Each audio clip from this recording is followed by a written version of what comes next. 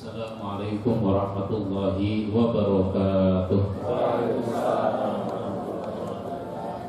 Alhamdulillahi rabbil alamin wal 'aqibatu lil muttaqin wa la 'udwana illa 'alal zalimin. Asyhadu an la ilaha illallah wahdahu la syarika lah wa asyhadu anna Muhammadan 'abduhu wa rasuluh.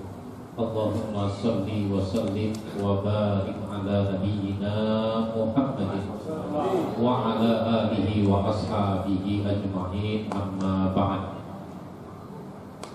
Bapak-bapak, ibu-ibu, saudara sekalian, adik-adik yang saya hormati, wabil khusus Pak Heli Slamet, Pak Edi, Pak Lurah,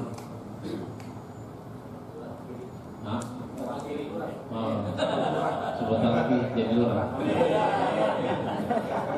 Kita doakan. Ya kalau ada yakinnya, Pak. Kita bersyukur kepada Allah Subhanahu wa taala pada pagi ini kita bisa hadir di tempat ini. Mudah-mudahan kita mendapatkan manfaat dan ridha dari Allah Subhanahu wa taala. Salawat dan salam kita sampaikan kepada Nabi kita Muhammad sallallahu alaihi wasallam, kepada keluarganya, sahabatnya, dan para penerusnya.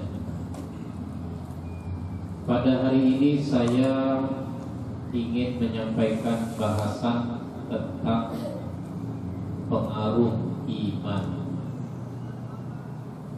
Saya baru saja menerbitkan buku. Ini buku yang ke-35. Disebut baru, nggak baru juga, karena terbitnya pertengahan Desember. Judulnya Iman yang Hidup.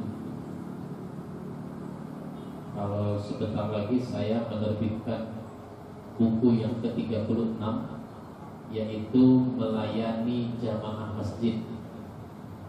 Melayani jamaah masjid. Pengurus masjid itu harus melayani jamaahnya dengan sebaik-baiknya pelayanan. Tidak hanya aspek fisik, tapi banyak aspek. Ya, nanti kita ceramah soal masjid, babnya layak lagi tuh. Nanti kalau udah jadi kali ya. Kalau bikin masjid jangan lama-lama, karena Nabi itu bikin masjid 4 hari. Di Masjid Kuba itu 4 hari. Nabi lagi mampir di Kuba, bukan sengaja mau bangun masjid, lagi mampir. Karena perjalanan hijrah ke Madinah, mampir dulu di Kuba 4 hari. Selesai Masjid Kuba dibangun 4 hari. Kalau bikin masjid kan nggak pakai duit, paling pakai besi, pakai semen kan. Gak ada orang bikin masjid pakai duit. Baik, ini buku Iman yang Hidup. Ada 16 bab, 282 halaman. Nanti bukunya bisa dilihat di belakang, ada di luar situ. Tentu saja saya tidak membahas dari semua isi buku ini. Ini yang di fotokopi makalah itu dari bab yang pertama.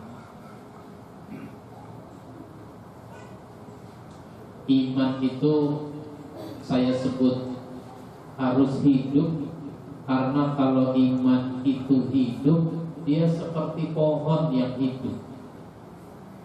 Pohon itu kalau hidup bagaimana? Itu ada warnanya. Lihat aja pohon tuh, kalau hidup tuh warnanya sebagaimana warna pohon.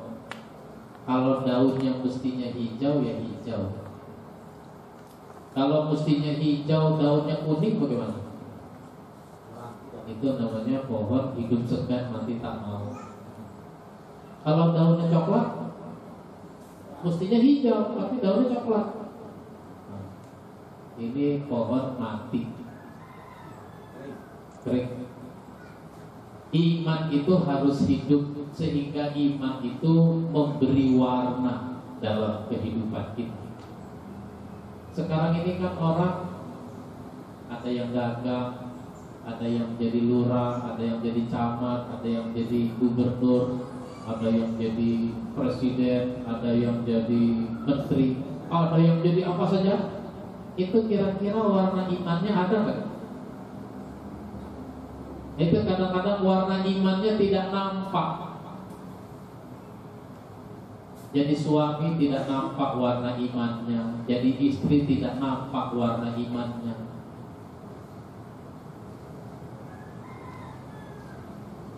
Saya pernah berdakwah ke Nusa Tenggara Timur, pelatihan imam dan khatib tahun lalu di Maumere, Nusa Tenggara Timur. 2 minggu sesudah saya pulang dari sana, ada seorang peserta yang berarti dia imam masjid itu bertanya SMS, Pak Ustaz, di kampung saya ada orang meninggal, kami lagi bingung ini jenazah diurus menurut Islam apa menurut Kristen. Dulu dia masuk Islam dengan sebab pernikahan dengan orang Islam. Sejak dia masuk Islam, kami nggak pernah melihat dia sholat. Sekarang orangnya mati.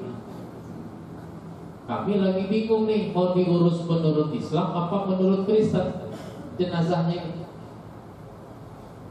Ya saya bilang, karena statusnya dia Muslim, ya sudah urus aja jenazahnya menurut Islam. Bahwa dia nggak sholat itu urusan dia dengan Allah. Tapi sedikit banyak kan salah kita juga. Kenapa? Kita tidak membina mereka. Kita tidak membina mereka. Makanya saya bikin pelatihan atau pembinaan mu'alaf. Saya namakan pesantren kilat mu'alaf. Itu saya adakan di Maumere, saya adakan di Sekadau, Kalimantan Barat. Minggu depan saya mau adakan di Kabupaten Landak. Di mana tuh Kabupaten Landak? Kalimantan Barat. 100 buat Bapak. Kalimantan Barat. Nah, itu begitu. Baik.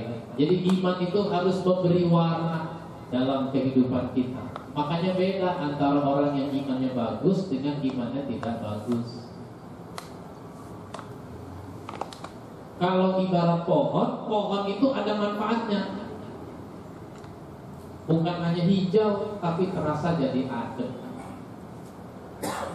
Sekarang ini kehidupan masyarakat kita merasakan kondisi lingkungan itu makin panas.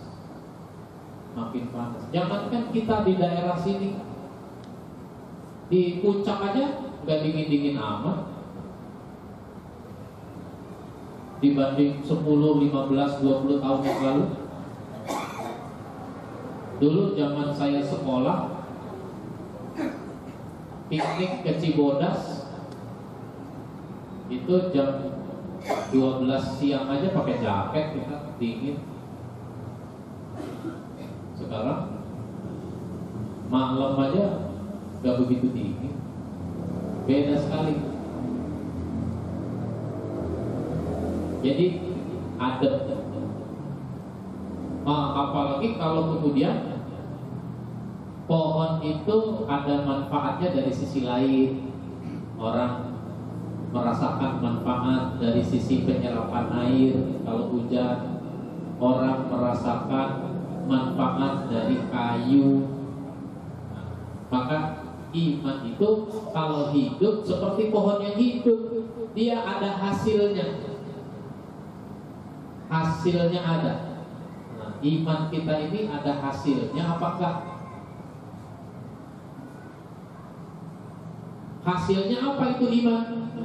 Hasilnya itu amal yang soleh. Orang kalau sudah beriman, mestinya ada hasilnya, amalnya soleh. Amal soleh itu bukan cuma sholat. Amal soleh itu bukan cuma puasa. Banyak sekali amal soleh yang bisa kita lakukan. Memberi makan itu amal soleh. Yang harus diberi makan bukan cuma orang miskin. Bukan cuma orang miskin. Ada tamu orang kaya, dikasih makan. Ya, air, kue, keluar. Oh, dia orang kaya bisa beli air sendiri.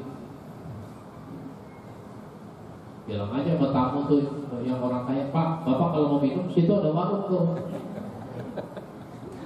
Bagaimana kira-kira? Bagaimana sih tuan rumah?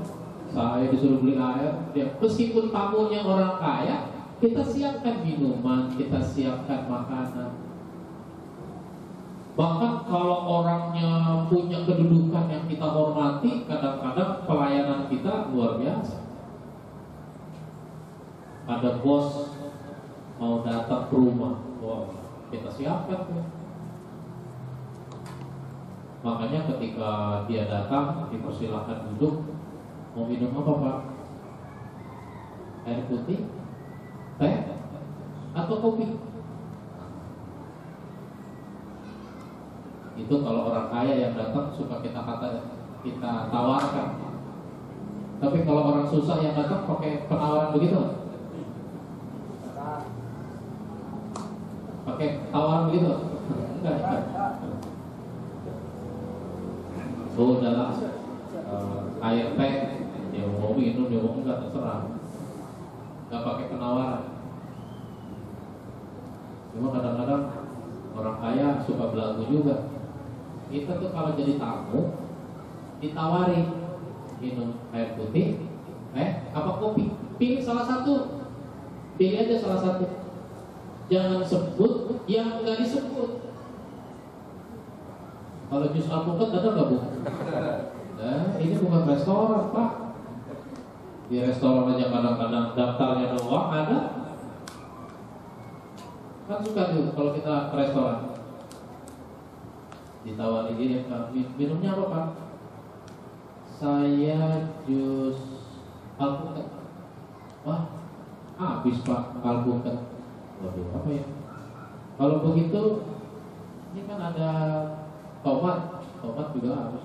Wah, mangga lah kalau begitu, mangga apa lagi? Jadi adanya apa? Tadi nawarin, ngasih pilihan. Baik. Amal yang soleh itu banyak sekali yang bisa kita lakukan. Nah, terus kalau kita sudah punya iman yang bagus, itu hasilnya akhlaknya mulia. Akhlaknya mulia. Ya, terus terang sekarang ini kan ada penurunan akhlak, degradasi akhlak. Akhlak kita di masyarakat banyak yang lemah, banyak yang jelek. Akhlak di jalan raya misalnya, ini bisa akhlak di jalan raya. Kita kalau di jalan raya ada jalurnya, sebelah mana? Jalur kita sebelah kiri. Terus kenapa ngambil sebelah kanan? Itu lama-lama udah jadi biasa pemandangan sehari-hari. Jalur kita sebelah kiri, tapi banyak yang ngambil sebelah kanan, terutama motor ngambil sebelah kanan. Akhirnya orang yang di sebelah kanan, karena jalurnya digunakan oleh orang dari sini, nah itu akibatnya dia terganggu, dia terkejut, atau dia jadi minggir. Udah dia minggir, ada orang di jalan kaki di pinggir. Bahkan yang lebih repot, ada motor di sebelah sini, ada motor sebelah situ. Mau minggir kemana lagi? Ada yang suka begitu nggak? Nggak hadir, orangnya nggak hadir. Itu contoh. Kita kalau ketemu lampu kuning itu artinya apa sih? kita kalau ketemu lampu kuning jadi pelan atau jadi kencang? Nah itu ketika lampu kuning kita jadi kencang. Lagi kencang-kencangnya ternyata merah, berarti mau nggak? Nah, tanggung. Jadi artinya udah berubah tuh. Hijau emang jalan. Hijau yang nggak jalan itu cuma sopir angkot doang. Kenapa? Ada sewa mau nyebrang. Padahal bukan sewa, orang mau nyebrang doang. Ya begitulah. Ini akhlak. Akhlak itu bukan cuma mengucapkan salam, assalamualaikum, bukan semua itu. Tertib di jalan raya itu juga akhlak.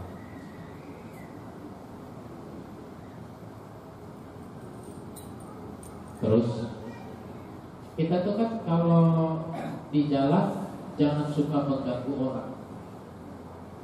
Jangan suka mengganggu orang. Nah, parkir bukan pada tempatnya itu juga namanya mengganggu orang. Nah, di kita itu sering tidak berlaku. Baik. Jadi kalau kita punya iman itu manfaatnya luar biasa. Akhlak mulia. Ada 3 istilah yang harus kita pahami dalam kaitan dengan iman. Pertama, iman. Iman itu artinya percaya. Orang kalau beriman mestinya punya kepercayaan yang benar. Tapi sangat disayangkan orang mengaku beriman, tapi kepercayaannya masih campur dengan yang tidak benar. Contohnya apa tuh? Kepercayaan yang tidak benar. Ada contohnya?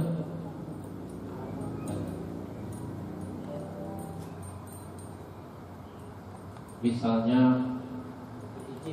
apa? Batu cincin. Emang ada kepercayaan itu batu cincin? Ya. Misalnya bapak mau pergi, udah berangkat nih dari rumah, udah sampai di jalan raya, balik lagi. Sampai di rumah tentu saja istrinya heran, loh pak, kok balik lagi? Batu akik ketinggalan. Ya kalau handphone ketinggalan masih pantas. Terus kalau batu akik ketinggalan kok kenapa? Wah bisa nggak selamat gua. Kalau nggak pakai batu akik bisa nggak lancar rezeki. Ya kecuali mungkin ada batu akik.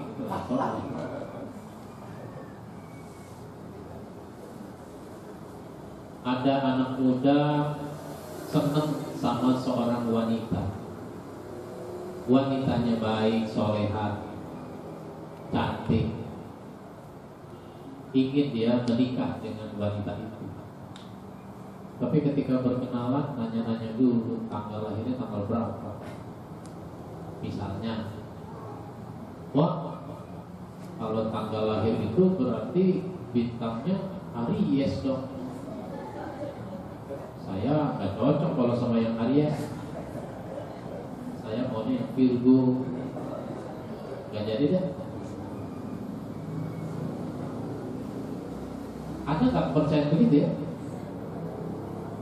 Itu namanya kepercayaan yang tidak benar. Dulu orang suka menjadikan suara tokek misalnya. Misal suara tokek sebagai patokan. Kalau orang Arab jahiliyah itu kalau dia mau pergi dia memanah dulu. Kalau kena berangkat, nggak kena nggak berangkat, kena berangkat, nggak kena berangkat begitu. Misalnya itu mengundi nasib.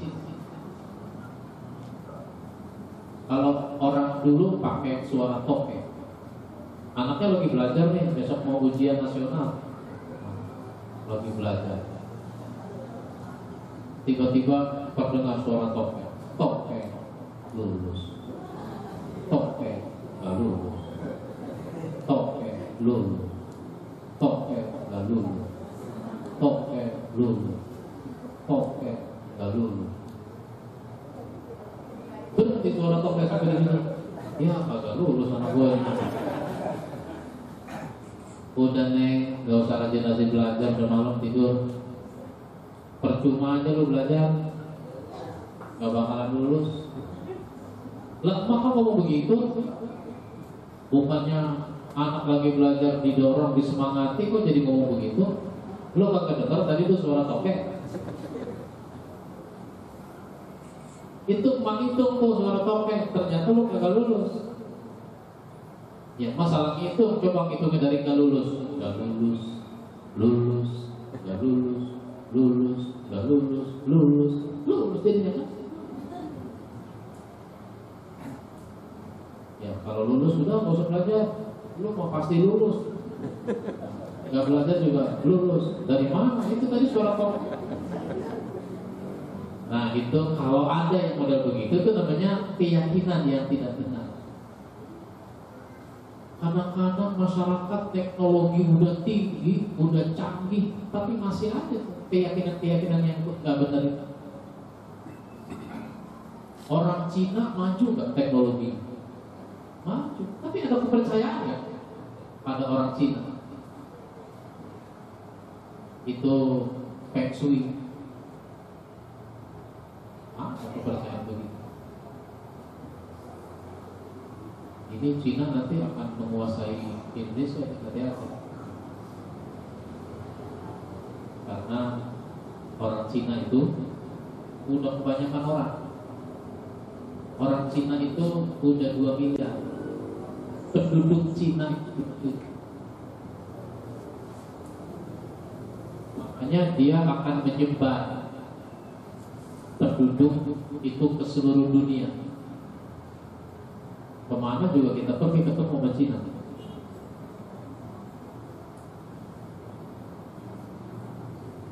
Nah yang repot nanti Cina-Cina yang ke Indonesia nyari kerja itu Cina-Cina yang tidak berkualitas yang dilempar kemarin. Misalnya yang ke mana tuh? Serang. Kan ada beritanya tempoh hari. Itu tidak berkualitas. Kalau yang berkualitas di nanti reklamasi pantai Jakarta Utara itu yang berkualitas atau yang banyak duitnya. Baik, itu iman, kepercayaan. Yang kedua adalah tauhid. Tauhid itu artinya satu. Orang yang bertauhid adalah orang yang mengakui Allah sebagai Tuhan yang satu. Konsekuensinya dia cinta, taat hanya kepada Allah di atas kecintaan dan ketaatan kepada apapun dan siapapun. Ini tauhid. Ternyata banyak orang ngaku beriman, ngaku bertauhid, ternyata kalau sudah ukurannya kayak begitu, itu belum. Karena kadang dia lebih cinta pada yang lain. Ini hati-hati. Kadang-kadang dia lebih suka sama yang lain. Ada orang berbuka puasa di masjid, sudah makan kue, sudah minum. Orang yang berbuka puasa di rumah itu udah datang ke masjid, mau apa? Mau sholat maghrib. Tapi yang buka puasa di masjid itu masih merokok.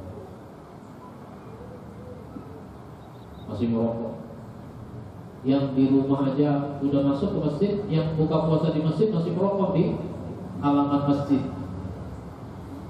Kalau merokok sebatang itu berapa menit? Udah iqamah dia masih ngerokok aja. Dia lebih cinta pada rokok daripada cinta kepada Allah.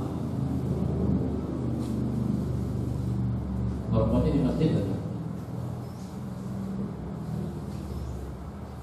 Kalau orang merokok sehari berapa? Ada yang merokok nggak ini? Merokok itu habis berapa sehari? Berapa duit? Terus itu berapa? 18.000. Sebungkus 18.000. Kalau dihitung sebulan jadi berapa ya? Seandainya 10.000 saja, itu kan sebulan 300.000. Setahun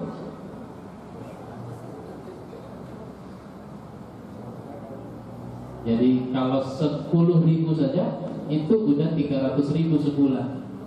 Anaknya ngaji TPA bayar berapa? TPA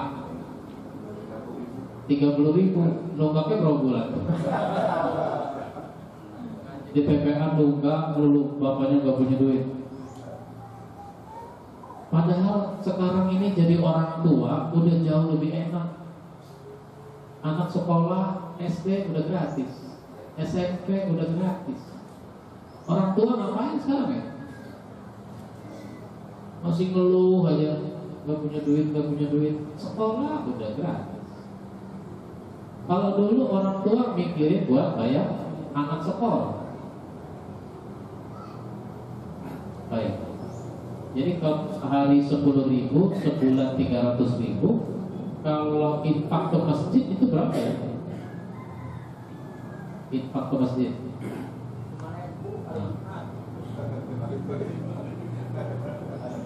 Jadi Pak Heli itu pengurus masjid, kalau hari Jumat buka kotak, itu jangan hitung jumlahnya saja. Jangan hitung jumlahnya saja, tapi hitung nilai pecahannya. Pecahannya ada berapa?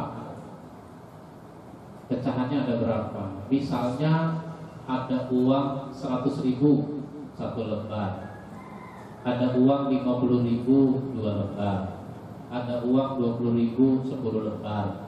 Misal itu kalau 100.000 satu lembar, itu dari berapa orang? Ya dari satu orang. Kalau 50.000 dua lembar dari berapa orang? Ya 2 orang. Kan nggak mungkin 50.000 dari 50 orang, dari 5 orang, itu nggak mungkin. Misalnya saya mau masukin uang, nanya dulu main sebelah, Pak, Bapak nanti mau infak, mau berapa? 10.000. Sama dong sama saya. Saya juga mau 10.000. Cuma saya nggak punya uang 10.000, saya punyanya uang 50.000. Jadi uang 10.000 sini Pak. Oh begitu? Iya sekalian sama saya. Oh begitu ya. Bapak mau 10.000? Bisa. Udah 3 orang ya kan?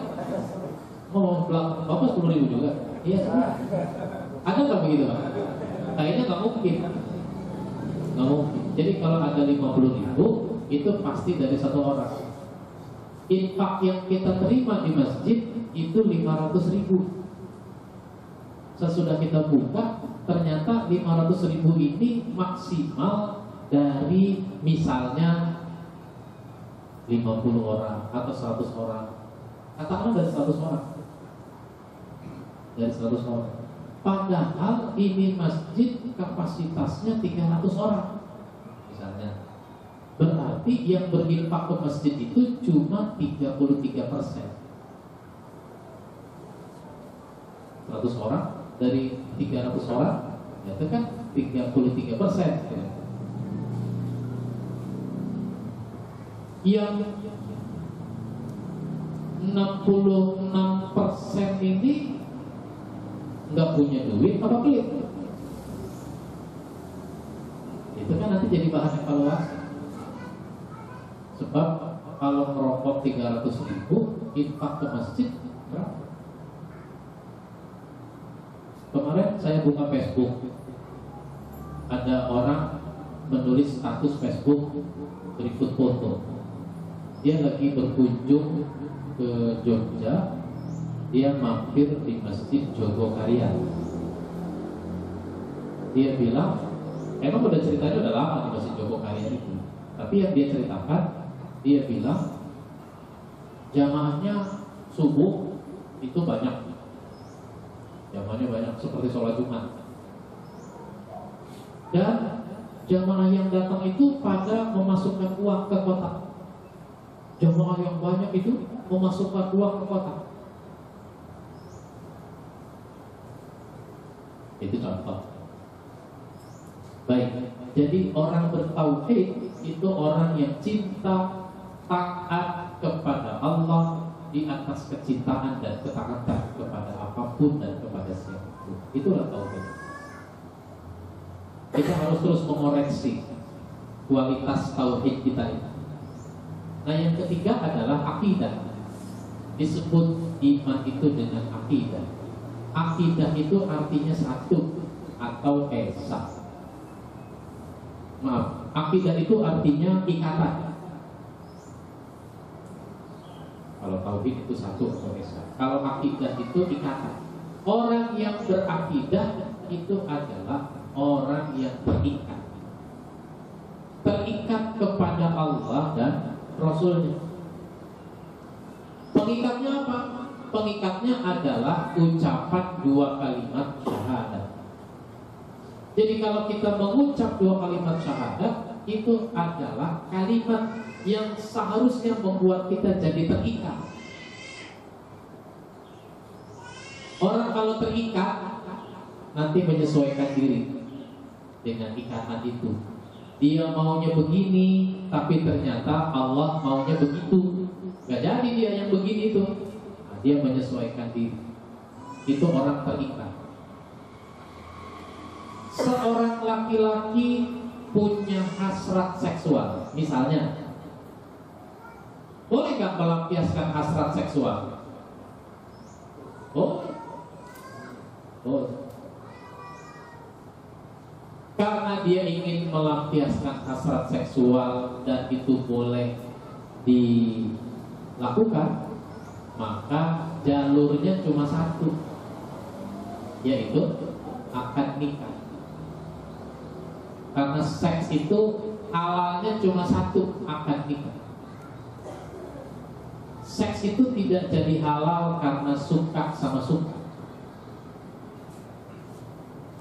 Ada nggak orang melakukan hubungan seksual karena suka sama suka? Ada, orang pacaran. Dan itu jumlahnya banyak.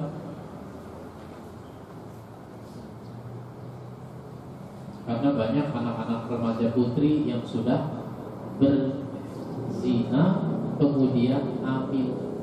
Banyak remaja putri yang sudah hamil. Makanya pengguguran kandungan itu banyak, resmi maupun tidak resmi. Belum lama terbongkar itu di daerah Menteng, Jakarta Pusat. Itu tempat papannya pengacara.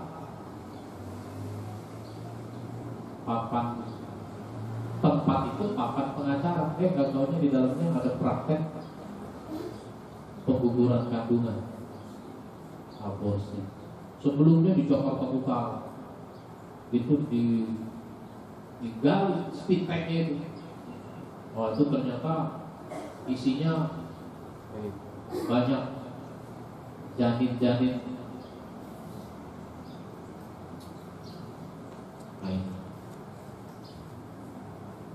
Seks itu tidak jadi halal dengan cara membayar. Ada nggak seks yang dengan cara bayar?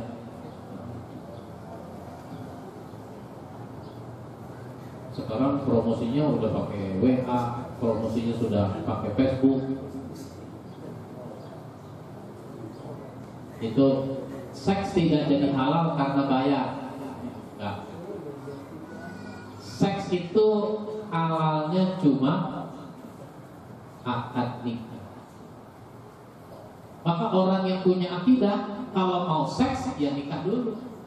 Nikahnya pun bukan nikah berdasarkan hawa nafsu, nikahnya pakai aturan, nikah yang sesuai, nikah yang benar. Sebab ada juga orang nikahnya nggak benar. Nikah nggak benar itu misalnya dia menikah kepada orang yang tidak boleh dia menikah. Dia nggak boleh menikah dengan orang itu, tapi dia menikah dengan orang itu. Orang itu siapa? Orang itu misalnya kafir, dia nggak boleh nikah sama orang kafir. Kalau dia mau nikah, dia mesti masuk Islam dulu itu.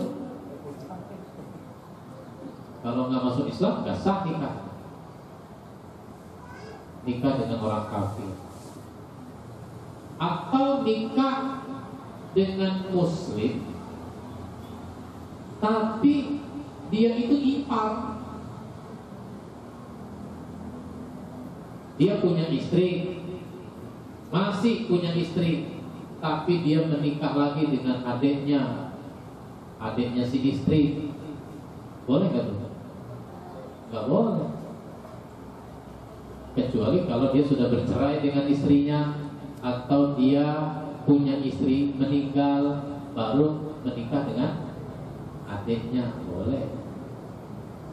Kalau ini istri nikah lagi sama adiknya istri dalam waktu yang bersamaan, dua-duanya jadi istri, nggak boleh.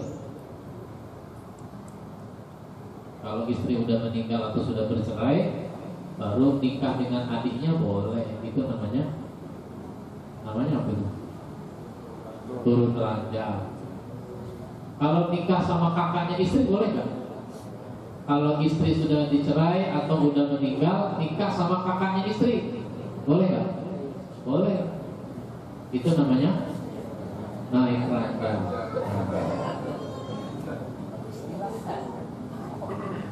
Begitulah. Ini akidah, kita terikat, nggak bebas. Hidup ini nggak bebas. Maka hidup ini perlu aturan. Makanya orang bikin aturan. Apa saja ada aturannya. Main bola ada aturannya nggak? Oh, ketat sekali main bola itu. Main bola aturannya ketat. Beda sekali tuh aturan main bola zaman dulu dengan zaman sekarang. Sekarang orang pura-pura jatuh di kotak penalti lawan, itu bisa dikasih kartu kuning.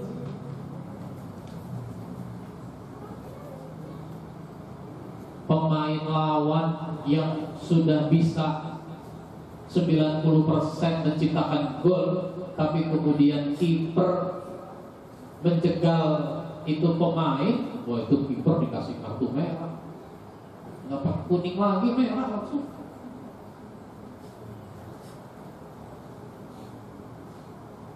Dulu mana ada kiper dikasih kartu merah? Hampir tidak ada kalau boleh dibilang. Kalau boleh dibilang nggak ada.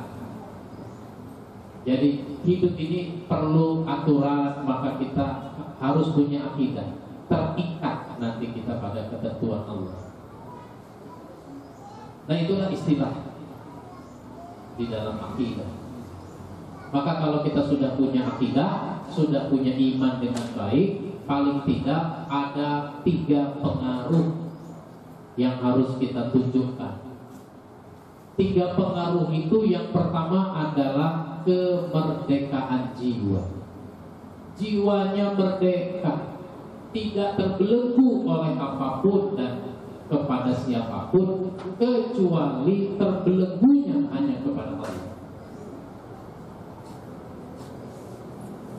Misalnya kita lagi nonton TV siaran langsung pertandingan sepak bola, lagi seru-serunya, kesebelasan kesayangan yang lagi bermain di babak final.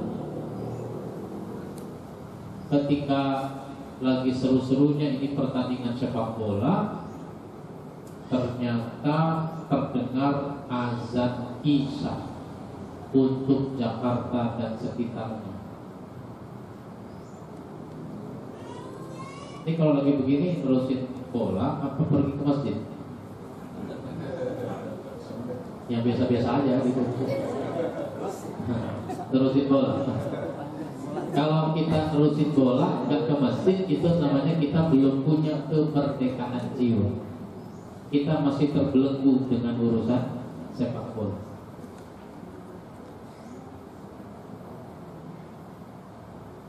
Yang repot kalau bersamaan dengan berakhirnya pertandingan sudah diperpanjang 2 kali 15, itu tiba-tiba terdengar azan.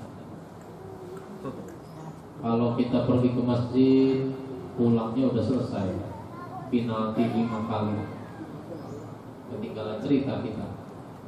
Kalau kita terusin bola, kita nggak sholat berjamaah. Itu memang ada perang batin di situ. Tapi bagi orang yang punya kemerdekaan jiwa, dia nggak masalah. Dia berangkat ke masjid. Tapi nonton bola itu Pak, itu yang paling enak nonton bola itu di berita Pak. Nonton bola itu yang paling enak tuh berita bola.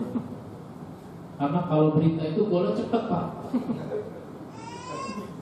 Kalau nonton secara langsung bola udah 90 menit belum juga gol. Misal, injury time baru gol. Nungguin 90 menit. Coba kalau berita, itu gol tercepat. Baik, satu untuk kemerdekaan jiwa. Yang kedua, ketenangan jiwa. Jiwanya tenang.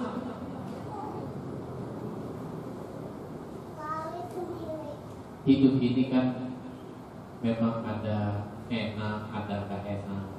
Nah, dia tenang tuh menghadapi hidup. Dulu di zaman Nabi ada seorang yang masuk Islam. Statusnya rendah di hadapan manusia, yaitu budak. Namanya Bilal bin Rabah. Di antara budak yang masuk Islam itu Bilal. Masuk Islam sebagai budak, dia juga tahu apa resikonya.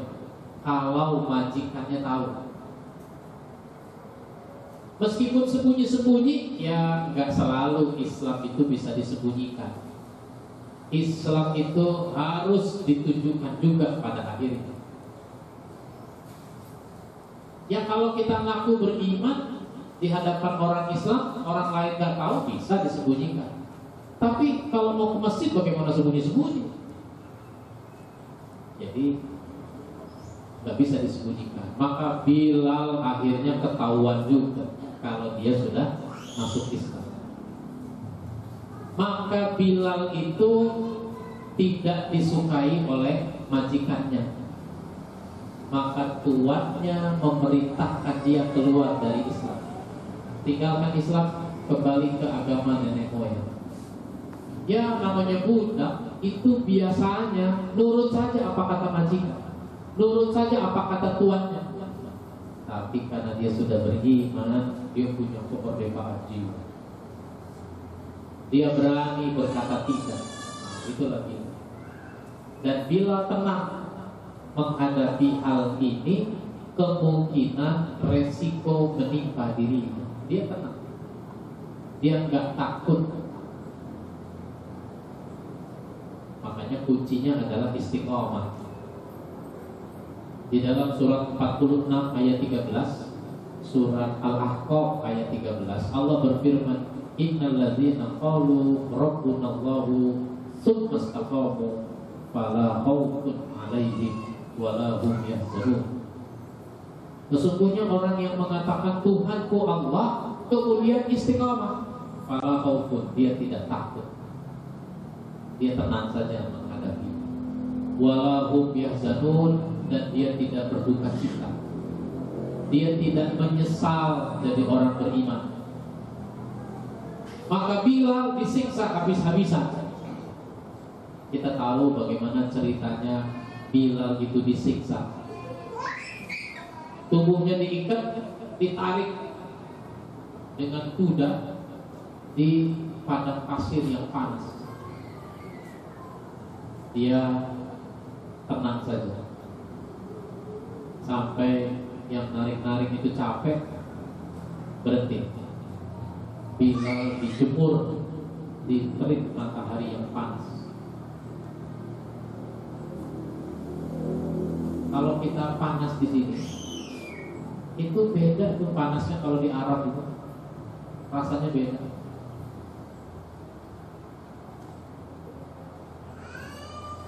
Nah itu begitu.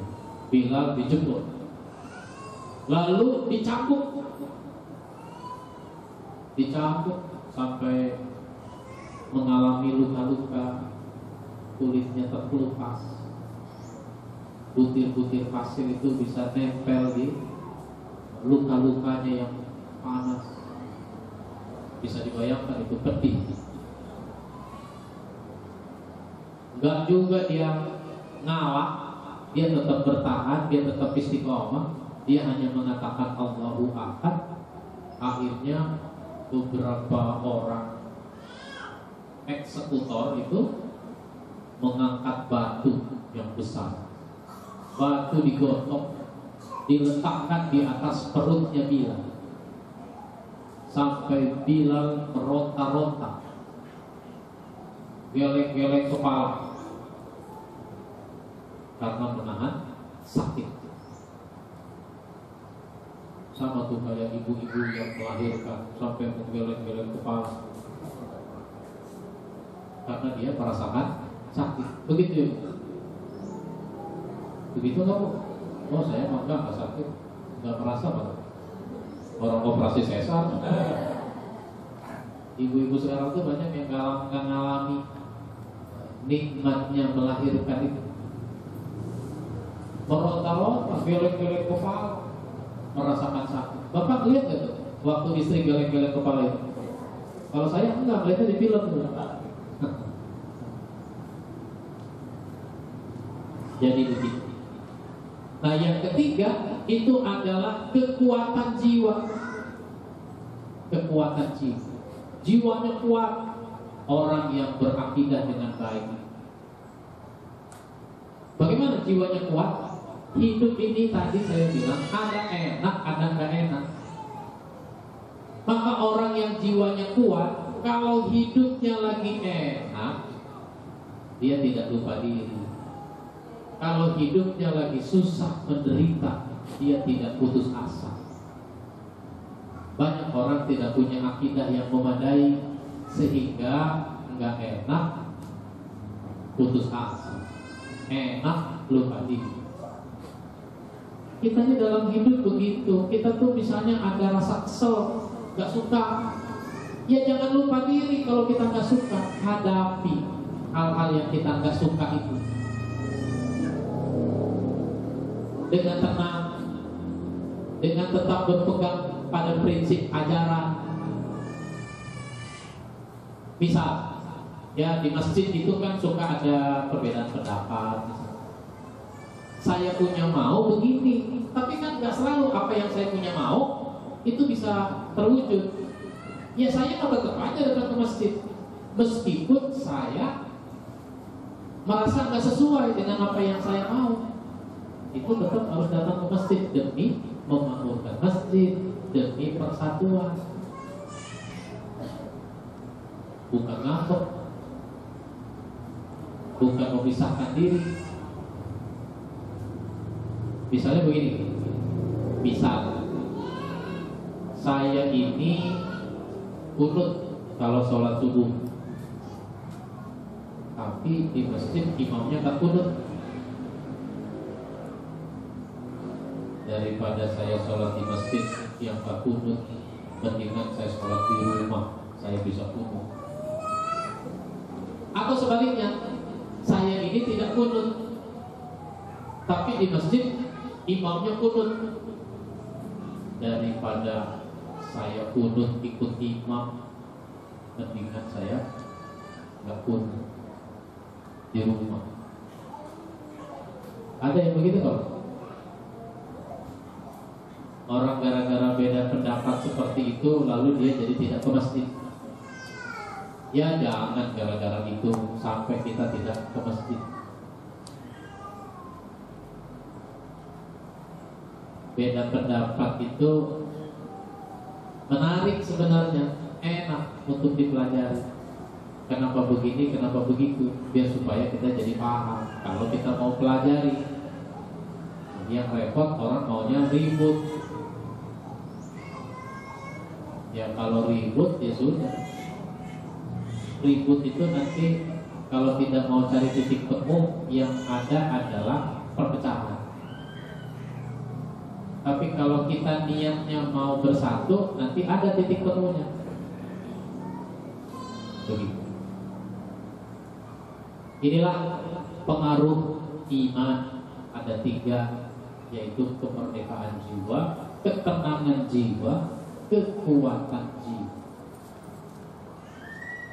Baik, saya buka kesempatan untuk tanya jawab. Saya persilahkan yang mau bertanya, mau mendiskusikan apa yang sudah kita bahas. Saya persilahkan.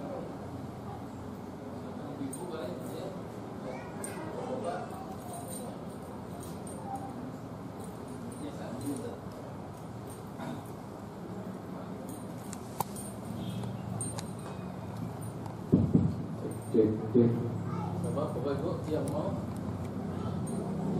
Ibu ada enggak Ibu?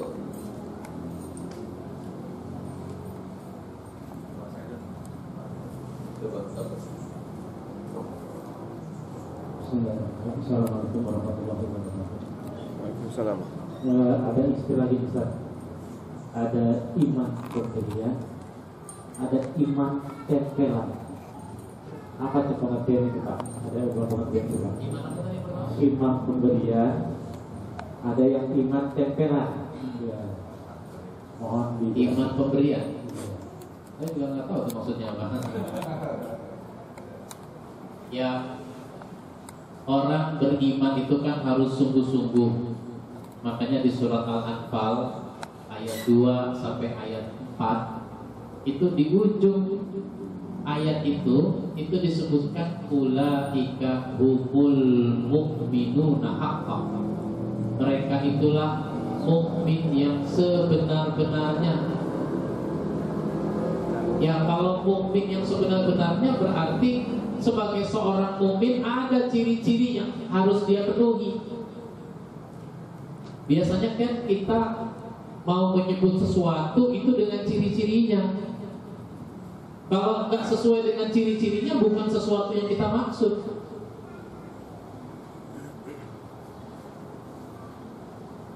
Disinilah pentingnya ciri-ciri mukmin itu kita miliki.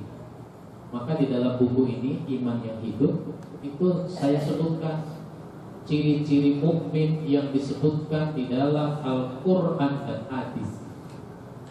Di dalam Quran ada, di dalam hadis ada. Kalau enggak, nanti kita ngaku beriman, tapi Nabi enggak mengakui, enggak diakui. Ya Allah juga bilang, misalnya di surat Al-Baqarah ayat 8, wa minan nasi may yaqulu amanna billahi wa bil yaumil akhir wa ma hum bimu'minin. Di antara manusia ada orang mengaku beriman kepada Allah dan kepada hari akhir, padahal dia bukan orang-orang yang beriman.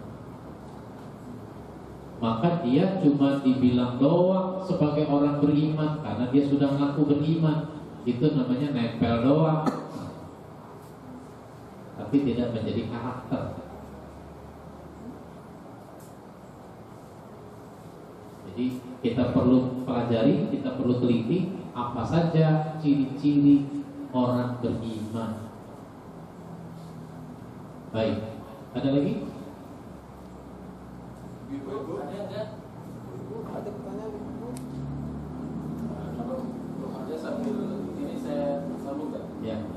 Menarik yang disampaikan Ustaz berkaitan dengan bagaimana menciptakan ukhuwah Islamiyah itu tadi.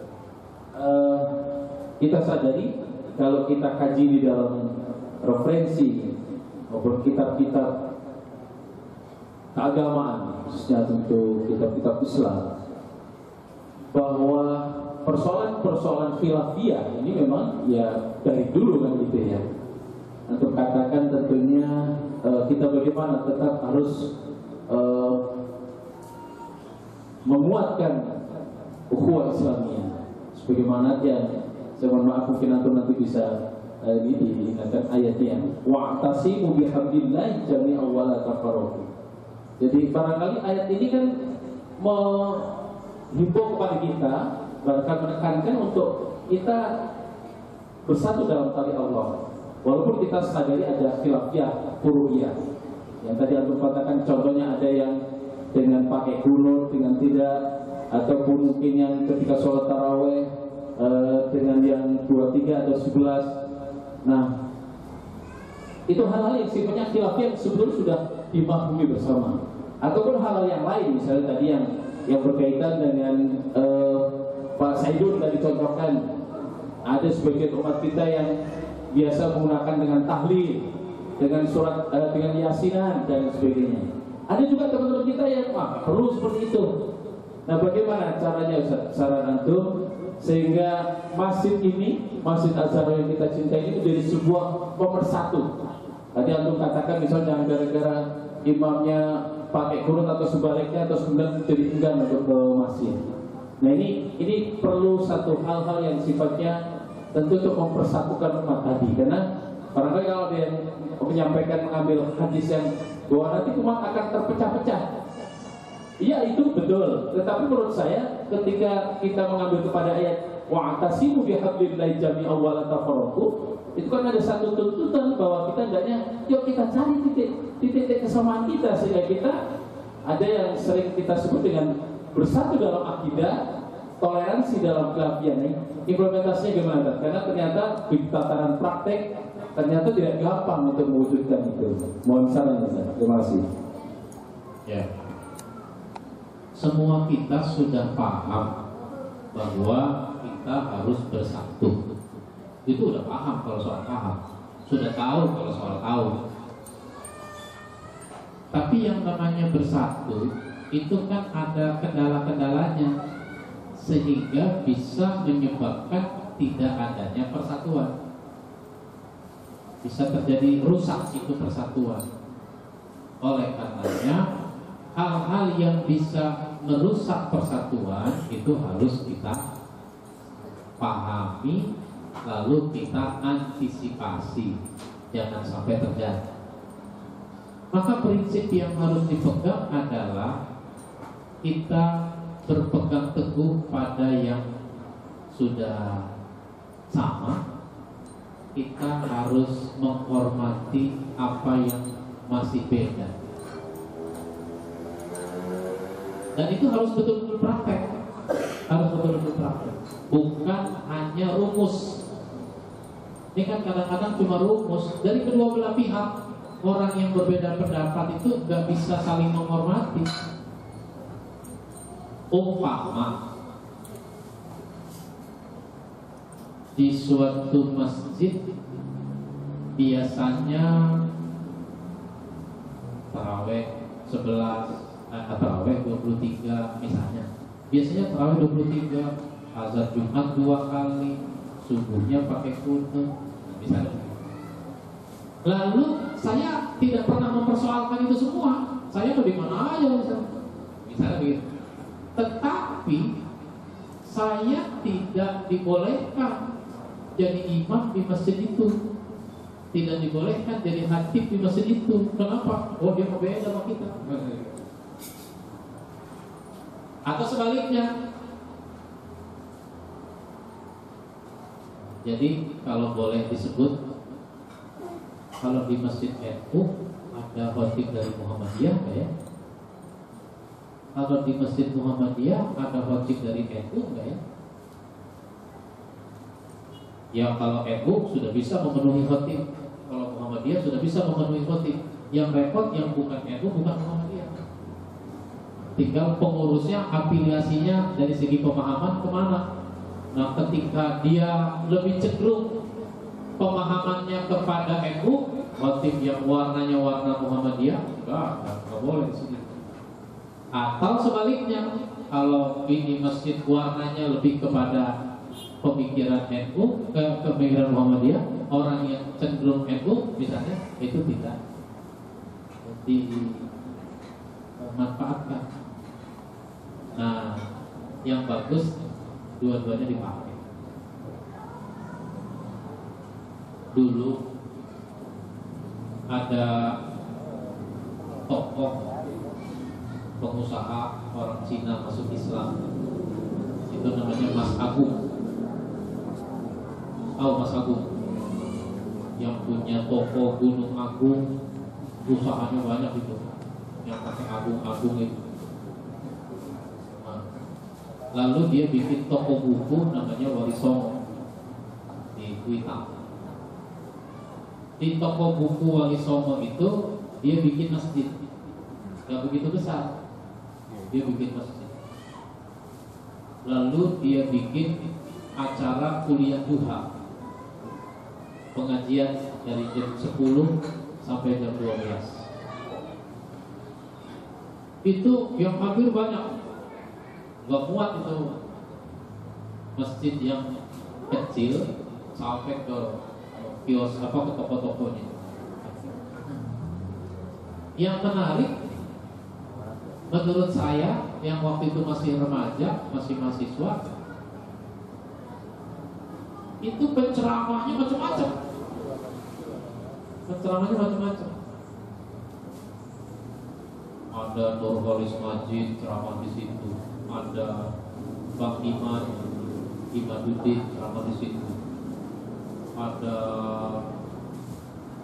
Abdul Qadir Jailani ceramah di situ, ada Tony Ardi ceramah di situ, ada Habib Syekh Al-Dukri, ada Kiai Haji Abdullah Syafi'i, Haji Abdul Rashid Abdullah Syafi'i.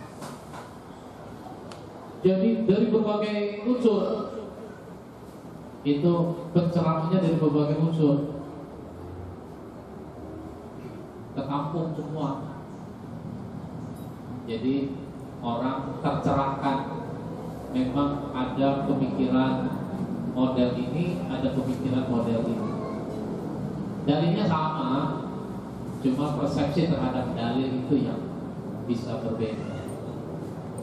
Karenanya kedewasaan jamaah kita ini harus kita bangun, dan itu harus dalam bentuk praktek, bukan hanya dalam bentuk omongan-omongan. Ustadz dari berbagai kelompok pemikiran ditampung,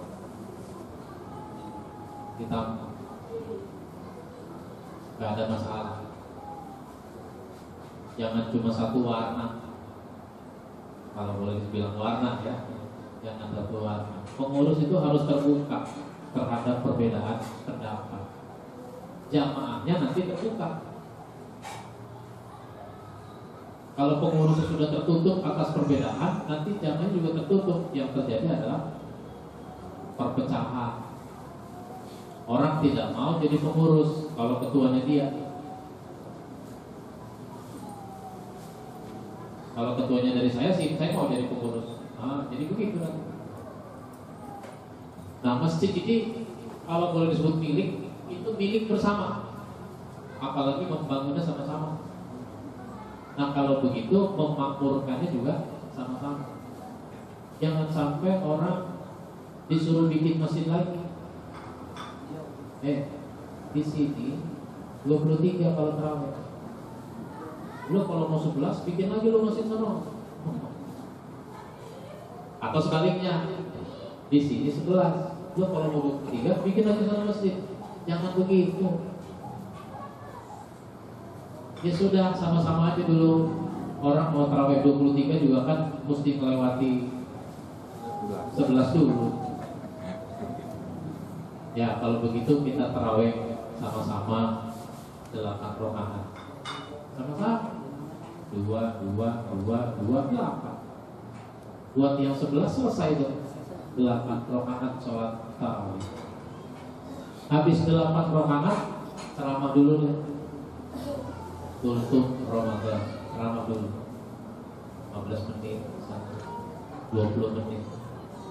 Habis ceramah, sekarang sholat witir buat yang 11.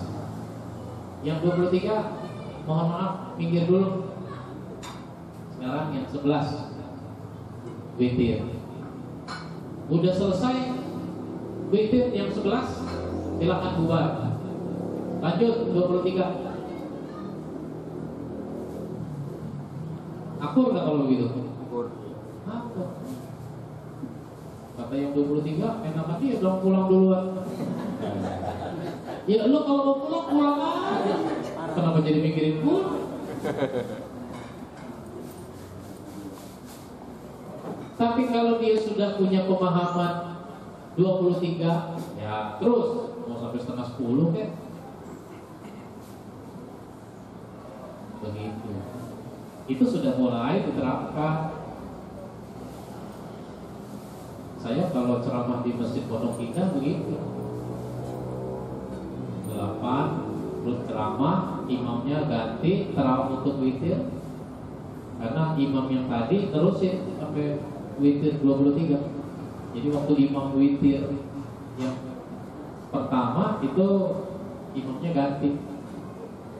Selesai witir yang 11 itu bubar 23 lanjut. Imamnya yang tadi lagi.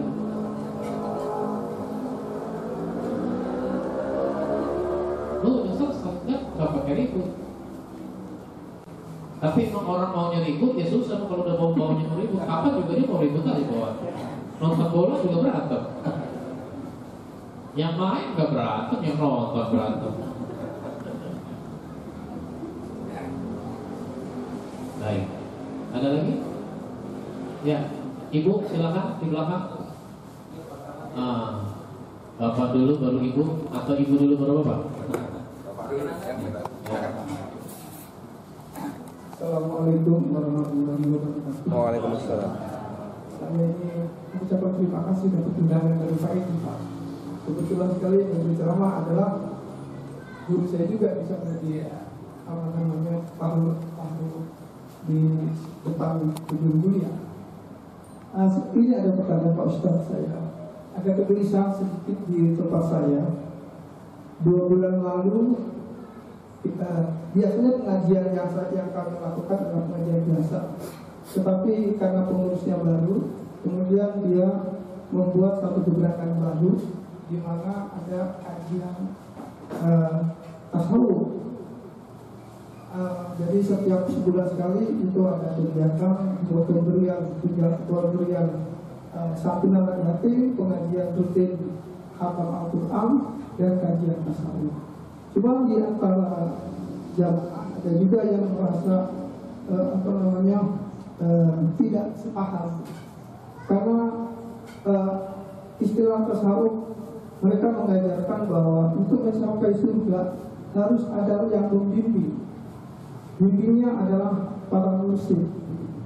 Sehingga teman-teman yang tadinya tidak pernah tahu bahwa kita sholat biasa untuk mengikuti pengajian biasa gitu, dengan ceramah yang biasa tentang surga dan sebagainya. Tetapi ini muncul istilah baru di dalam kajian ini bahwa kita untuk mencapai surga harus dengan bimbingan, yaitu yang dikenal dengan mursyid.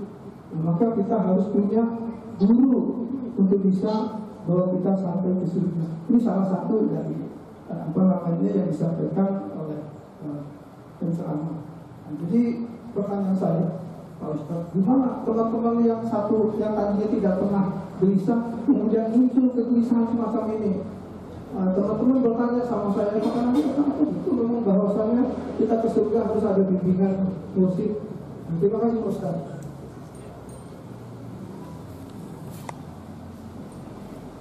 Kalau mengkaji itu mesti ditanya sama yang ngasih pelajaran. Apa saja memang butuh bimbingan. Orang pergi haji perlu dibimbing karena orang tidak bisa. Orang sholat perlu dibimbing. Jadi kalau yang dimaksud orang harus dibimbing masuk surga, saya setuju-setuju aja. Tapi kalau masuk surga mesti lewat dia, itu nanti dulu. Sebab dia juga belum tentu masuk surga. Jadi dikritisi, ditanya. Saya khawatir Pak, kalau istilahnya begitu, bilang aja begitu.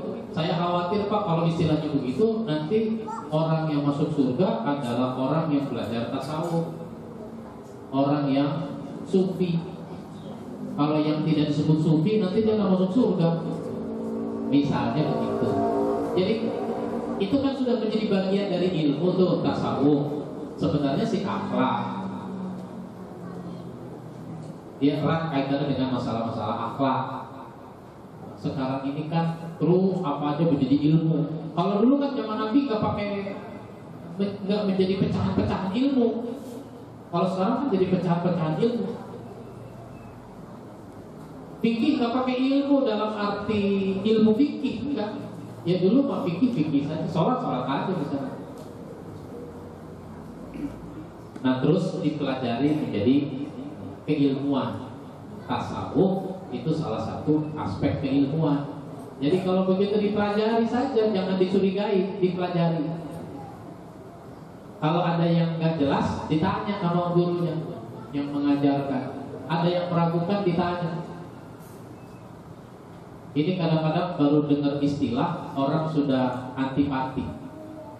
Kenapa? Karena istilah itu belum dipahami.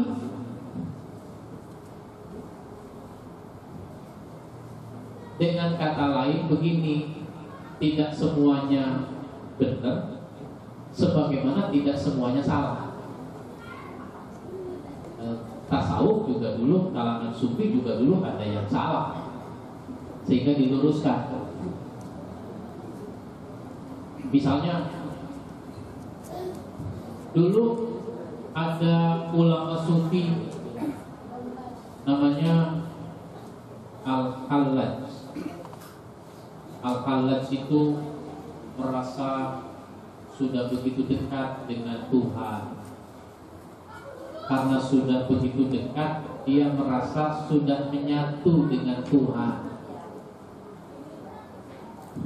Itu kemudian konsepnya disebut wahdatul wujud, kesatuan wujud. Kalau dekat dengan Tuhan itu kan bukan wahdatul wujud, tapi kesatuan hati, perasaan kita yang dekat. Sama dengan suami istri. Suami istri itu kan fisiknya tidak menyatu kan? Perasaannya yang menyatu. Ini dengan Tuhan menyatu. Sehingga ketika ditanya, ketika orang datang, assalamualaikum, dijawab ada Syekh Siti Jenar, ada Al-Hallaj. Oh tidak ada. Yang ada adalah Al-Haq. Al-Haq itu Allah. Yang ada adalah Allah. Nah, itu kan bahaya orang ngaku jadi Allah. Nah itu diluruskan. Merasa dekat harus, tetapi merasa menyatu secara fisik itu tidak boleh, karena nggak mungkin. Di Indonesia dulu ada Syekh Siti Jenar. Wali itu sebenarnya ada 10 yang disebut wali, tapi yang satu punya konsep manunggaling kaulo gusti. Maka oleh 9 wali yang lain itu dia harus mencabut pendapat, jangan begitu. Dia tetap pada pendapatnya. Akhirnya dia dieksekusi hukuman mati karena pendapatnya membahayakan. Akhirnya walinya tinggal 9, disebut wali songo ya. Baik, silakan Ibu di belakang.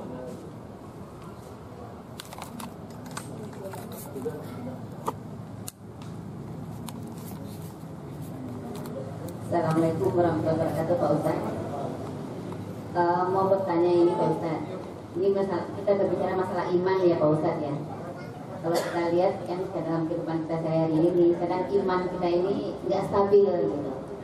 Ada yang naik, ada yang turun. Kira-kira menurut Pak Ustaz, gimana sih caranya kita supaya iman kita ini walaupun tidak meningkat tapi minimal stabil lah. Kira-kira apa yang harus kita lakukan? Ini saja Pak Ustaz. Terima kasih. Assalamualaikum warahmatullahi wabarakatuh. Kalau rezeki stabil. Ya. Iman itu ada standar minimalnya. Kata Nabi, man ra'a minkum munkaran falyughayyirhu bi yadihi. Fa in lam yastati fa bi lisanihi. Fa in lam yastati fa bi qalbihi. Wa dzalika al-aqwam. Siapa lihat kemunkaran, cegah dengan tangannya, nggak sanggup dengan lisannya, nggak mampu dengan hatinya. Itulah selemah-lemah iman. Jadi kalau kita mencegah kemunkaran dengan hati, itu standar iman kita. Maksudnya apa? Ya kita harus benci pada kemungkaran. Jangan kemungkaran kita cintai, jangan kemungkaran kita sukai.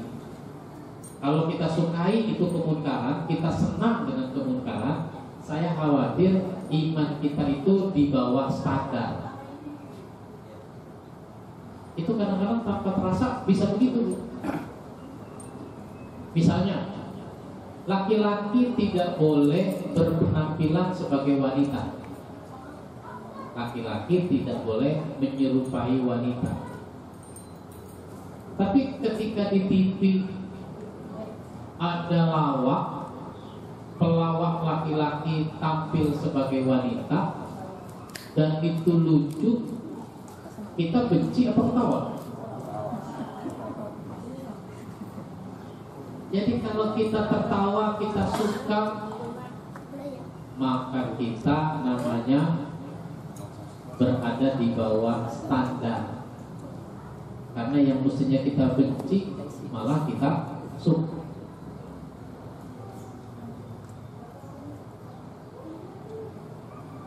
Seorang bapak ibu punya anak gadis, umurnya 22 tahun, 23 tahun.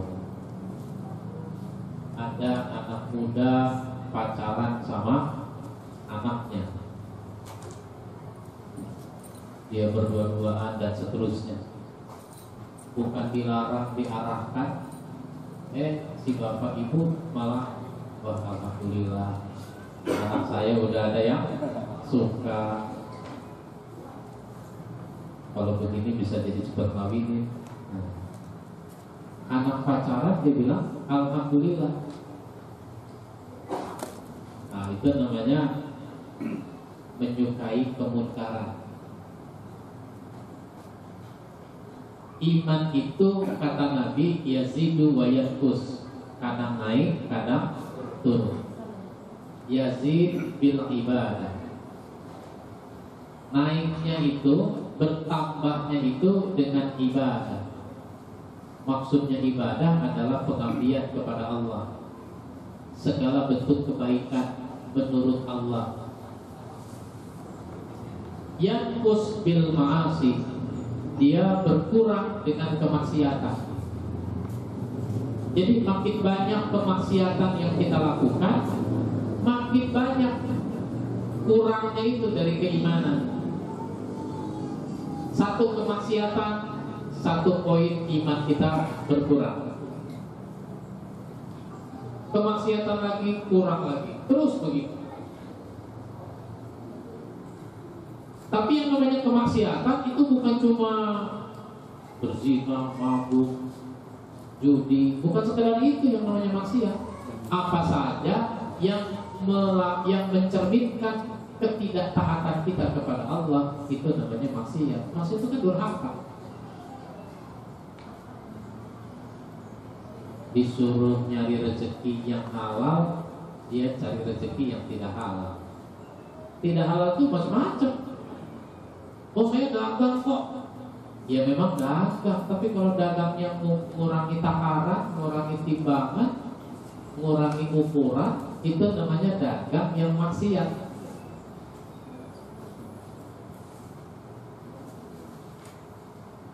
Disuruh nikah, dia malah berzina, dan seterusnya begitu. Punya utang disuruh bayar, malah menghindar, nggak mau bayar-bayar, ditagih galakan dia. Itu juga namanya maksiat. Berbohong, berdusta, itu juga namanya maksiat.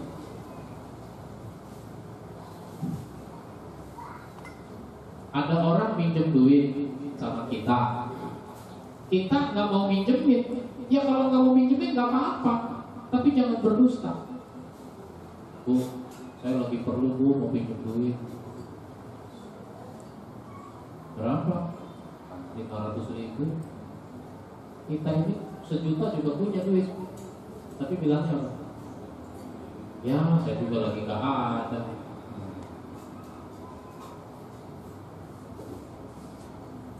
Maaf ya bu, saya tidak bisa meminjamkan uang. Uangnya bukan nggak ada, uangnya ada. Cuma saya juga ada keperluan. Tuh, selesai. Jangan punya tapi bilang nggak punya. Itu namanya menyembunyikan apa yang Allah berikan kepada kita. Baik. Udah lewat nih waktunya. Ada lagi, Bu-Ibu? Terakhir.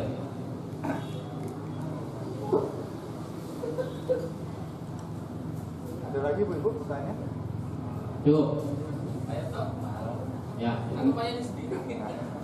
Mungkin saya bertanya sedikit sebelum nanti Ustaz tutup dengan doa acara kita hari ini tentang kemerdekaan jiwa, Ustaz. Pengaruh iman terhadap kemerdekaan jiwa. Kalau kita lihat di negara-negara Muslim, terutama di Indonesia yang mayoritas mengaku masyarakatnya itu beriman. Nah, tadi Ustaz juga contohkan tingkah laku kita, misalkan di jalan seperti apa, lalu hubungan kita dengan lingkungan masyarakat kita kebanyakan seperti apa. Padahal kalau kita kan mengaku orang yang beriman.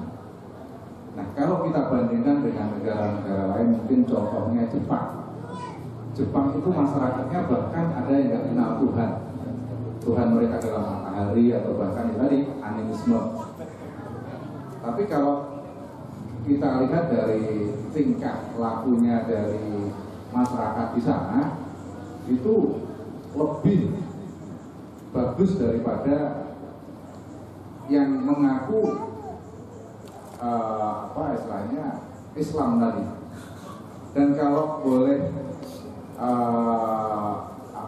pendapat saya, sepertinya kemerdekaan bagi masyarakat kita ini banyak ditafsirkan yang merdeka segala-galanya.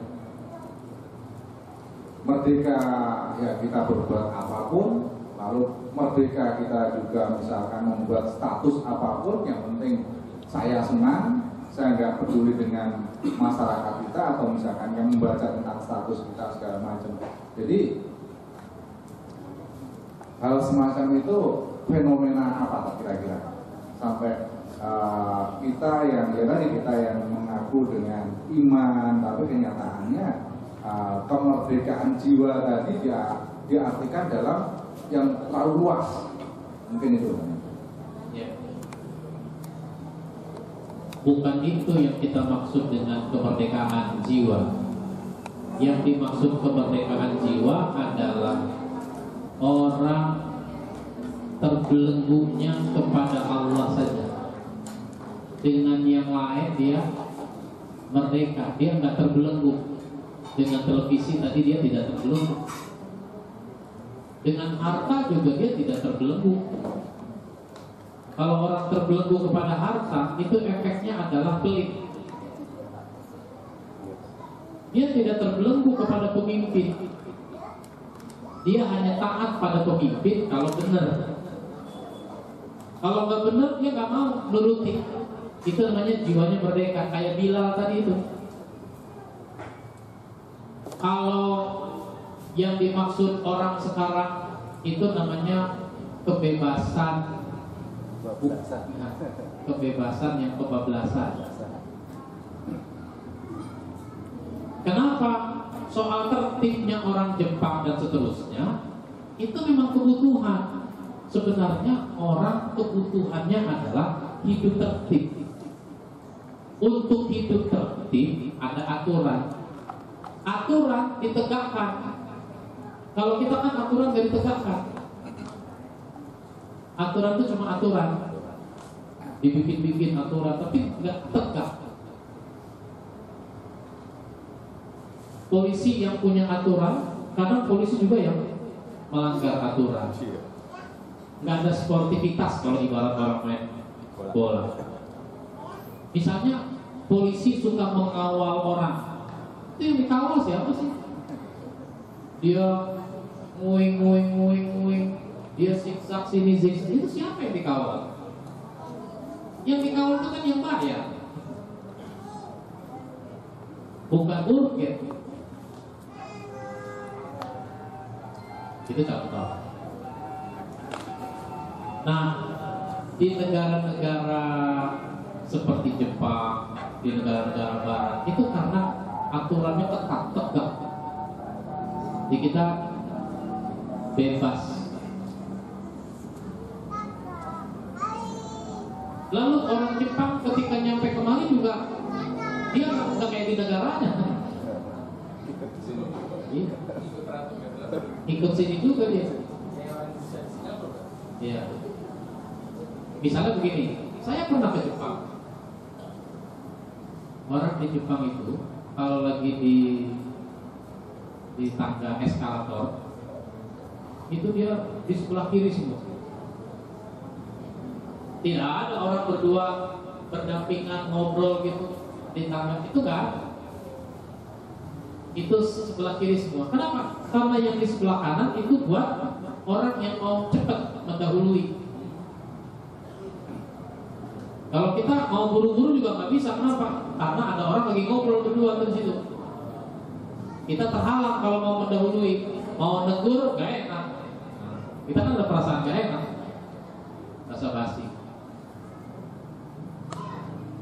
Itu begitu di mana-mana begitu. Tapi ketika saya pulang di pesawat juga banyak orang Jepang. Kemudian keluar dari pesawat itu kan di bandara ada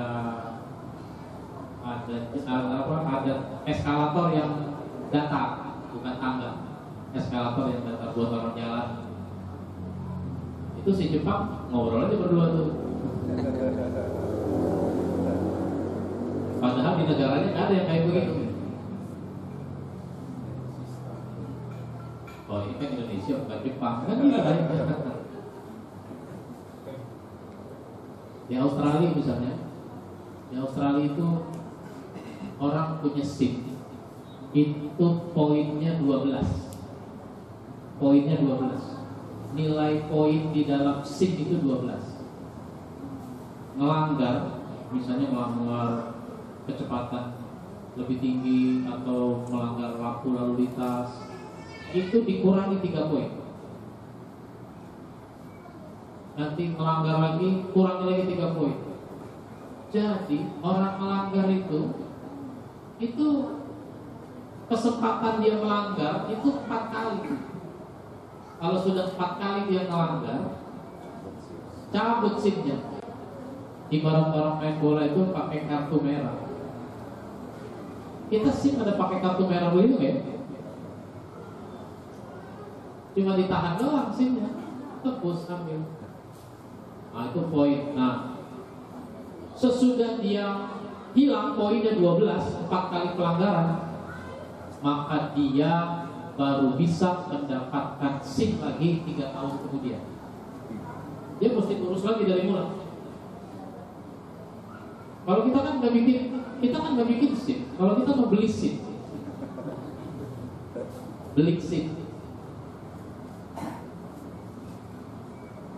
Dulu saya pernah ke Belanda. Itu ada seorang bapak sangat bergembira malam itu. Waduh, alhamdulillah Pak Ustaz, saya senang sekali. Senang kenapa Pak? Anak saya udah dapat SIM. Hah? Anaknya dapat SIM begitu gembira, kayak di wisuda gitu. Jadi rupanya untuk mendapatkan SIM itu memang susah. Memang harus susah sebenarnya. Kalau kita jadi gampang kalau pakai duit. Kalau di sana nggak pakai duit, memang harus susah. Nggak ada duit, harus lulus seleksi untuk mendapatkan SIM. Nah, kita orang nggak pakai SIM juga berani bawa mobil, sopir tembak, nggak ada SIM-nya, disebut sopir tembak. Makanya orang yang mengalami kecelakaan di jalan raya itu sangat banyak di negeri kita. Yang mati tiap hari sekarang nggak tahu tuh angkanya berapa. Begitu. Baik. Jadi kebutuhan. Untuk kebutuhan orang bikin aturan dan aturan itu ditegakkan. Kalau mereka cuma mendapatkan kenikmatan duniawi, kalau peraturan kita tegakkan itu kita dapatkan duniawi dan ukhrawi. Nah, yang lebih repot kalau duniawi enggak, ukhrawi apalagi, itu yang lebih repot. Baik, mudah-mudahan bermanfaat apa yang kita bahas kali ini. Mohon maaf bila ada hal-hal yang kurang berkenan. Mari kita akhiri dengan sama-sama berdoa. Bismillahirrahmanirrahim. Alhamdulillahirabbil alamin. Hamdan yuwafi ni'amahu wa yukafi mazidah. Ya Rabbana lakal hamdu kama yanbaghi li jalali wajhika wa 'azimi sultanik. Allahumma shalli 'ala Muhammad wa 'ala ali Muhammad. Rabbana ighfir lana wa li walidayna warhamhum kama rabbayana shaghira.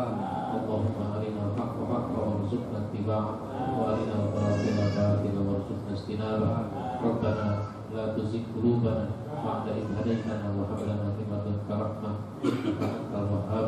Rabbana atina fid dunya hasanah wa fil akhirati hasanah wa qina adzabannar. Subhana rabbika rabbil izzati amma yasifun. Wassalamu ala mursalin walhamdulillahi rabbil alamin. Assalamualaikum warahmatullahi wabarakatuh. Waalaikumsalam.